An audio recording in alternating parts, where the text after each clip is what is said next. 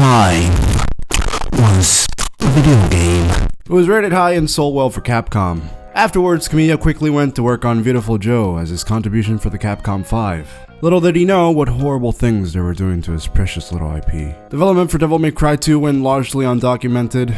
Management grabbed the Shadow team to start working on the game, and even as the deadline grew closer, it was stuck in development hell. There reportedly weren't any scenarios written, no cutscenes, and the only attack they had fully completed was a stinger. The project was such a shit show that the original director had to step down, and in his place, Bab Hideaki Itsuno took over alongside an almost whole new team to try and salvage the fucking heaping garbage previous devs created in the 4 months they had leading up to release. A seemingly impossible task, which was. And after the sequel hype culminated and the Cheeto dust settled, DMC2 finally released fully flaccid on arrival to the tune of. Our story begins with the narration of the exact same bullshit that the MC1 opened with. A mysterious woman appears to be planning a robbery before being ambushed by a group of harpies just when Skinny Penis shows up to the rescue. Disappointment happens, and after a few explosions, we find out what Dante is up to in some Romanian shithole.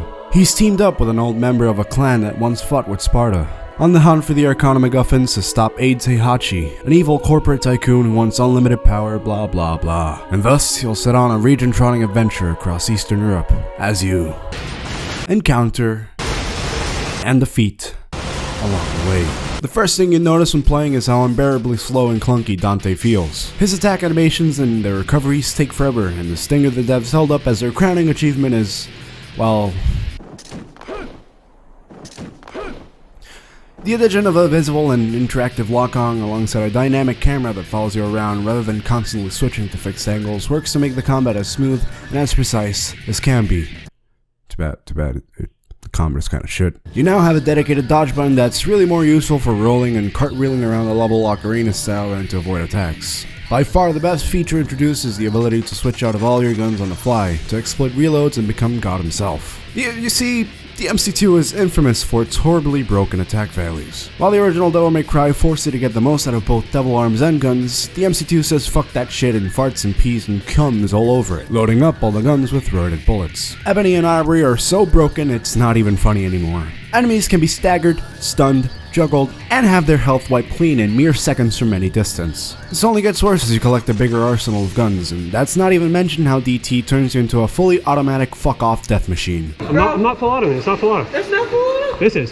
They even have their own special moveset with specific animations dependent on the position of the enemies in the analog stick. It's almost as if they knew how unsalvageable the damage was. All the devil arms you get in the game have the exact moveset and identical damage properties. They're really just cosmetic differences.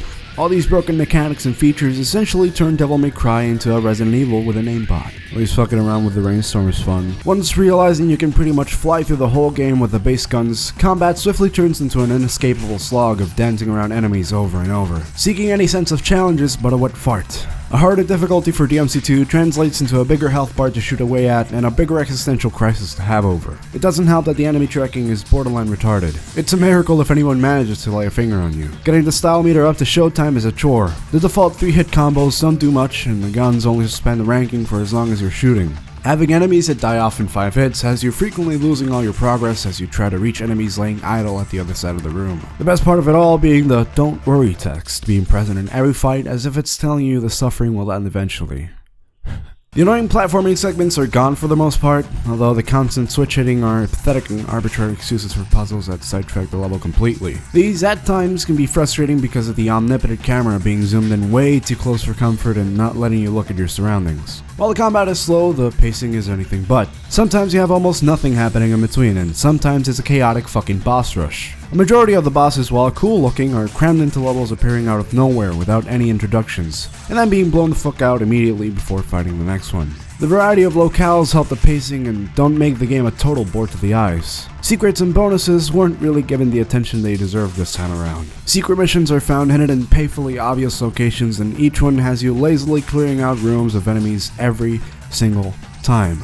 Blue orbs were relatively easy to find around stages, and it was the only thing I bothered to look for aside from red orbs. Instead of paying, every few chapters or so you gain equipable upgrades for your devil triggers. These can boost speed, damage, health recovery, and let you fly around because why the fuck not? Flying is the only necessary upgrade for reaching hard to reach switches. Everything else just helps to speed up the pacing. After you're finished with the self-flagellation, the game is more than happy to tell you that it has a whole new character with a whole new scenario waiting to be beaten.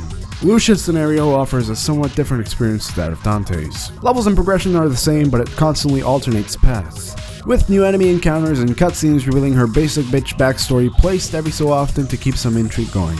Lucia herself controls comparably faster than Dante. Her attacks are a flurry of close quarter flips and sweeps, making her melee combat a viable option. She's a pretty interesting character overall, with a cool design and even cooler looking DT. Story-wise, she can fuck right off the edge of my dick. The art direction is the best and pretty much only good quality the game has. The Romanian setting at the start serves as a visual basework for the rest of the game. The color palette consists of green, brown, and some other shades of green and brown. Orange highlights are found in both the foreground and background of some of the stages, as well as a lot of the key art. The enemy design takes a page from Eastern European mytho-demonology. There are skeletons locked in tight torture cages, hooded spellcasters, and Baphomet OCs, all of them having a decrepit and grimy look to them that fits perfectly with the game's duller and darker tone. Right up until it shits the bed with Birkin biomutated tanks and choppers jumping the shark almost a decade before Resident Evil. The OST is still rocking out harder than ever. Tetsuya Shibata and Masato Koda composed the music for the game, this time dropping the gay spooky shit for a heavier and faster sound. Both Dante's and the boss's themes make sure to keep a lightning fast tempo running while a sharp and energetic guitar riffs assault your ears at every moment.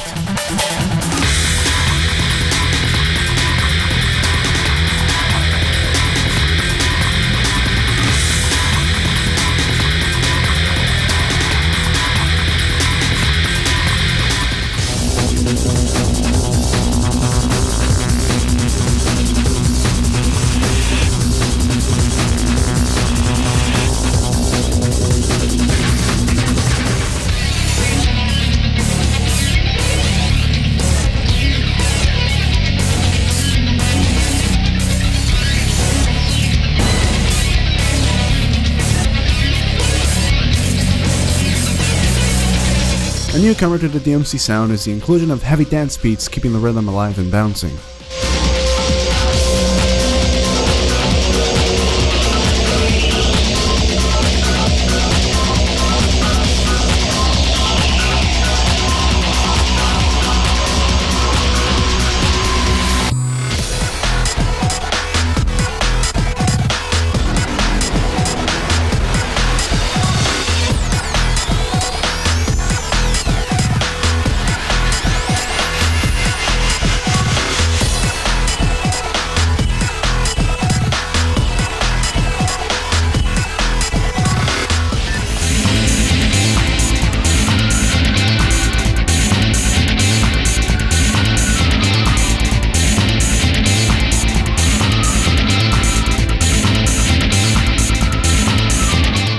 The way the two managed to capture the hard-hitting, frantic action of each boss with orgasmic breakdowns should be commendable.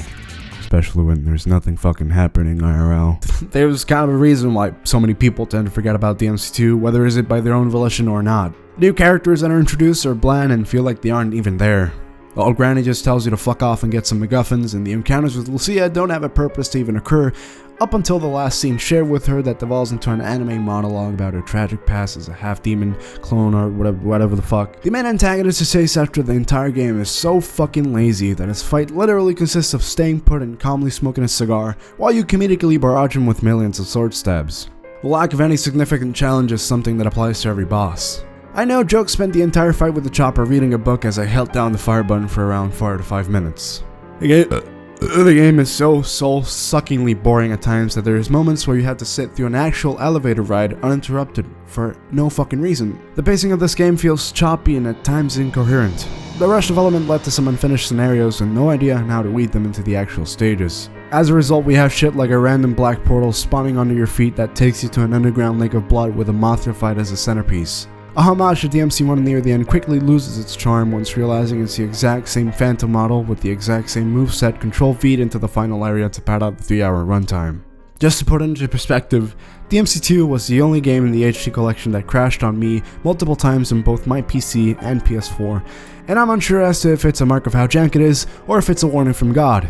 If you particularly hate yourself with an immense passion and beat the game again on hard mode, you'll unlock a new costume for Lucia that makes her look like a...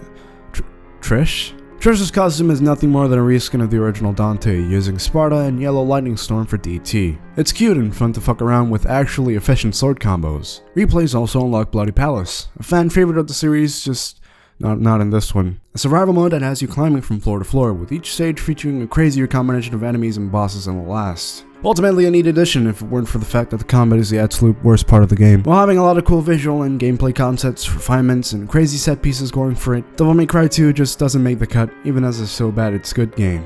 A lot of its issues really stem from the rush development, resulting in a slew of shortcomings, especially with the balancing issues in its combat and the poorly implemented enemy AI. With a few tweaks to its design, it could have easily passed as a somewhat competent title. For the record, I didn't even glance at this game until making this review, even though I already own 4 versions of it. I suggest you do the same, unless you want to have morbid curiosity to get the better of you, or you just really hate yourself like Nish.